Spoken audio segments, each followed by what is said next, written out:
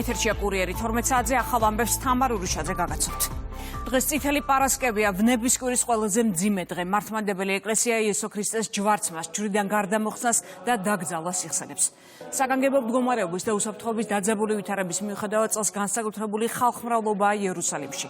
წმინდა მიწაზე მსოფლიოს სხვადასხვა ქვეყნიდან ათასობით პილიგრიმია ჩასული. მომლოცველები დღეს ვია დოლოროსას გაივლიან გზას, რომელიც სახარების მიხედვით ქრისტემ ჯვარცმამდე გაიარა. იმართება სანახაობრივი მსვლელობები, რომლის დროსაც პილიგრიმები ჯვრებით, ბაირაღებით და დროშებით საგალობლებს ასრულებენ და ჩერდებიან 14 ადგილას. ზუსტად იქ, სადაც ასევე სახარების მიხედვით ჯვარცმამდე იესომ შეიცვალა.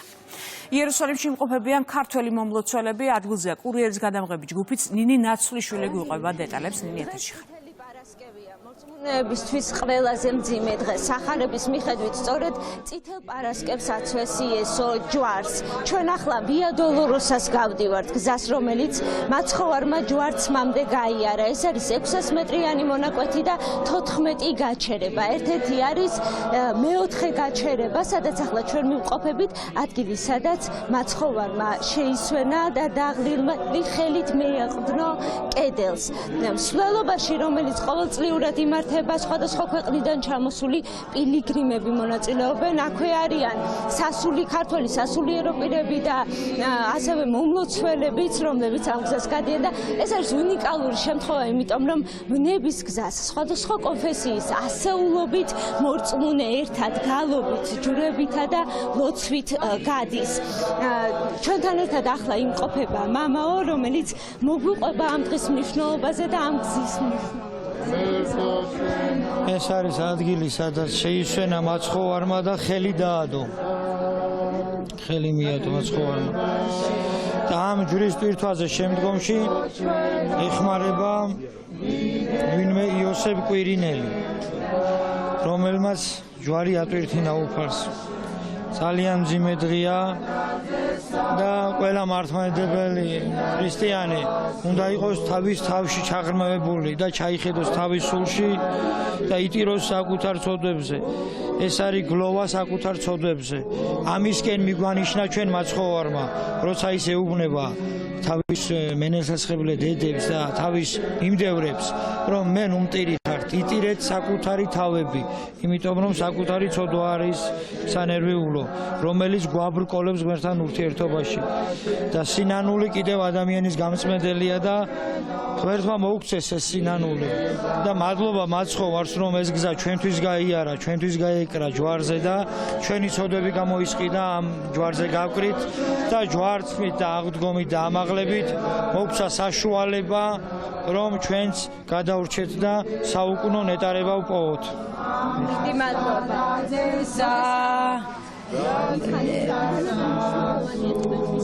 ძალიან მნიშვნელოვანია, იმიტომ რომ არ მეგულება ქრისტიანი ადამიანი, ვისთვისაც გოლგოთის გზა, ვია დოლოროსას გზაა, არ იყოს მნიშვნელოვანი. ეხლა ჩვენ უკვე ვიმყოფებით მეხუთე გაჩერებაზე, სადაც მაცხოვარი მას შეისვენა და თქვენ უკვე დააფიქსირეთ. ამიტომ ჩვენც გვინდა ის ემოციურად ზუსტად შევიგრძნოთ ის განცდები, რაც იმ დღეს მაცხოვარს ჰქონდა, შეურაცხყოფით, ფურთხით, რომელმაც გამლო ეს გზა ჩვენთვის. რათა ჩვენ გადავრჩენილი ყავით სულიერად და ამიტომ ხვალინდელი დღის მოლოდინში გული გვაქვს სიხარული ცავსე, რათა ხვალ არის ცეცხლის გარდამოსვლა და ყველა ქრისტიანს ულოცავ აღდგომის ბრწყინვალე დღესასწაულს. დიდი მადლობა. ბოლო გაჩერება არის ქრისტეს წამების ადგილი, გოლგოთა, სადაც ახლა მაცხოვრის აღდგომის ტაძარია აღმართული. სწორედ იქ გავჩერდებით ჩვენ ადგილას, სადაც დიდ შაბათს, ზეციური ცეცხლის გარდამოსვლას მთელი მართლმადიდებელი სამყარო იზეიმებს. ნინი ნაცვლიშვილი იყო იერუსალიმიდან კურიერის ეთერში. ტაძრებში დღეს გარდამოხსნის წესი შესრულდება. წითელ პარასკევს ტაძრებში წირვა არ აღევლინება, რადგან სახარების მიხედვით კაცობრიობის ცოდვებისგან გამოსახსნელად იესო ქრისტემ საკუთარი თავი მსხვერპლად შესწირა. ტაძრებში ვნების შესახებ სახარება იკითხება. მორწმუნეები ამ დღეს მზის ჩასვლამდე კვერცხებს წითლად ღებავენ.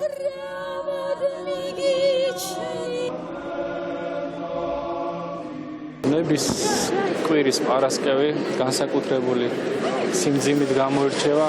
ვიცით, რომ ამ დღეს უფალი ჩვენი იესო ქრისტე ჯვარზე გააკრეს ადამიანებმა, ღმერთი, რომელიც უამრავ სიკეთეს უკეთებდა, მიცვალებულებს აღადგენდა და უდიდესი სიყვარული ჰქონდა მას, იმდენად ცვალებადი ადამიანი, რომ რამოდენიმე დღეში, ზობის დღიდან, როდესაც დიდებით შეიყვანეს იერუსალიმში, ჯვარზე სიკვდილი მიუსაჯეს უფალს. ამ დღეს ტაძრებში წირვა არ ტარდება, განსაკუთრებული სიმძიმიდან გამომდინარე, ტარდება სამეუფლო ჟამნობები, რომელიც დილით სრულდება და შუა დღისას 2 საათზე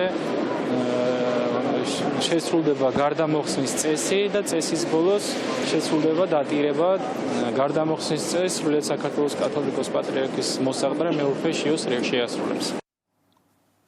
შალო პაპუაშვილი გერმანიის ელჩს პასუხობს. არქსუს ადამიანის უფლებების დამრღვევებით ჩვენ ქვეყანაში ჩავიდნენ, განცხადა პეტერ ფიშერმა ერთ-ერთ სატელევიზიო ინტერვიუში, სადაც ის 13 პირისთვის დაწესებულ სანქციებზე საუბრობდა. შალო პაპუაშვილი აცხადებს, რომ რამდენიმე თვისინ გერმანიაში ვიზიტით ზურაბ ბადეიშვილი იმყოფებოდა, რომელიც როგორც უკრაინის ხელისუფლების წარმომადგენელი ოფიციალურ შეხვედრებს მართავდა და ბუნდესტაგის სტუმრების ლოჟაშიც იმყოფებოდა.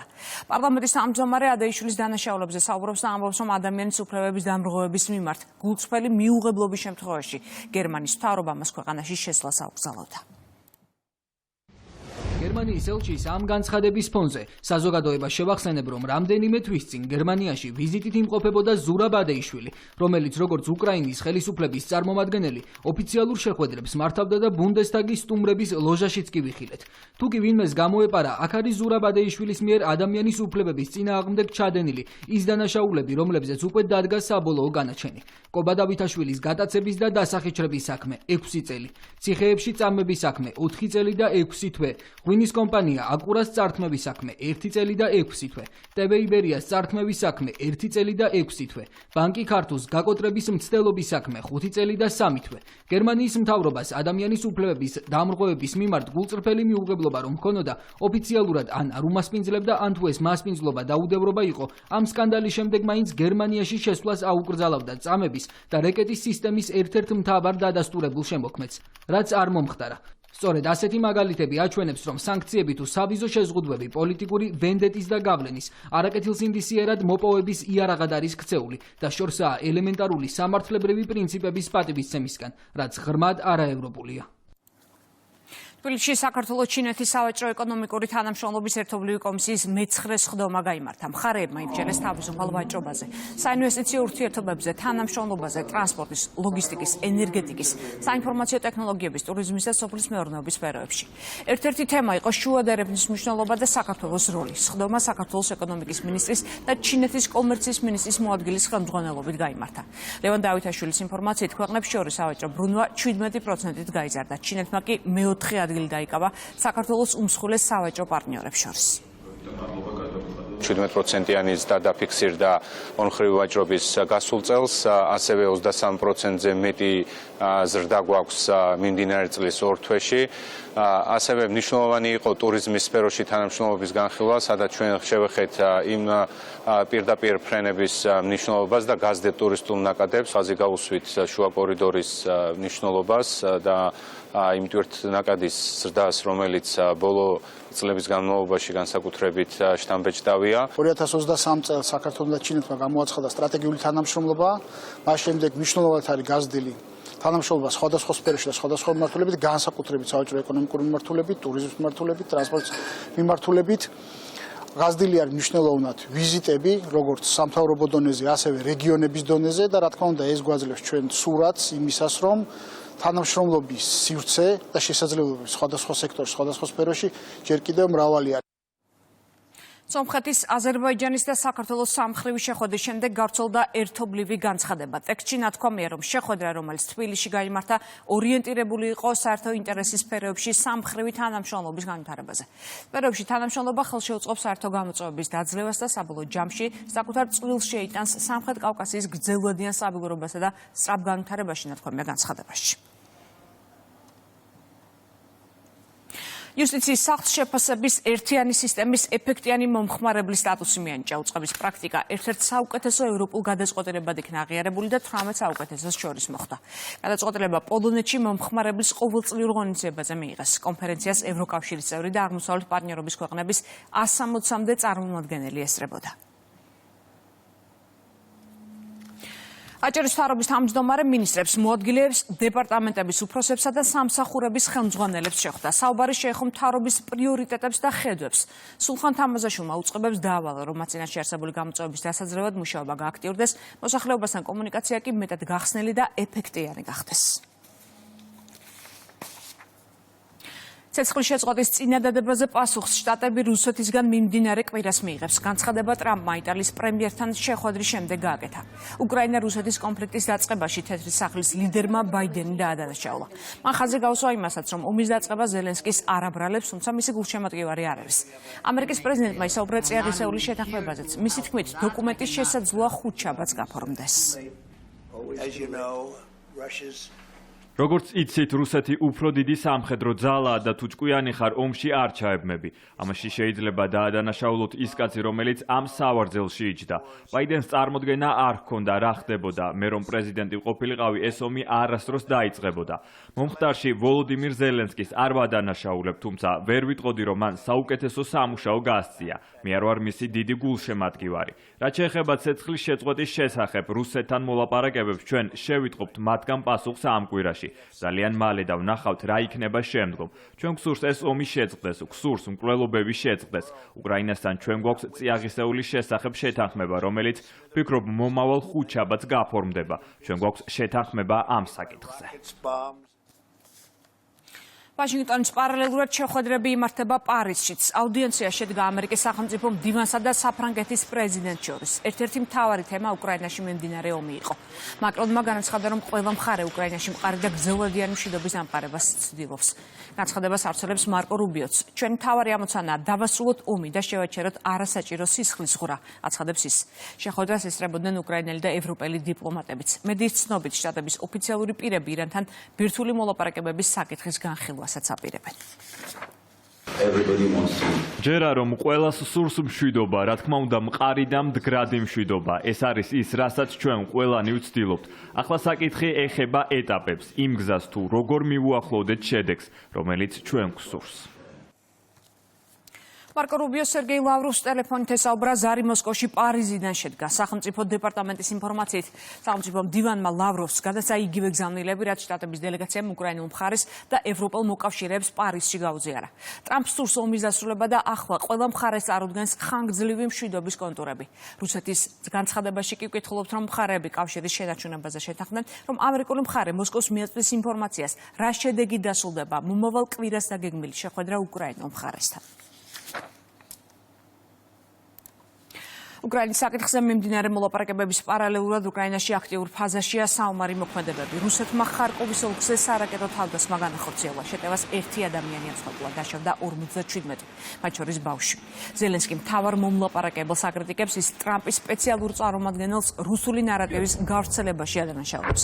ამბობს, რომ მისთვის მიუღებელია პუტინთან შეხვედრის შემდეგ ვიტკოფის განცხადება, რომ ომის დასრულების სანაცვლოდ უკრაინამ საკუთარი ტერიტორიებზე უარი უნდა თქვას.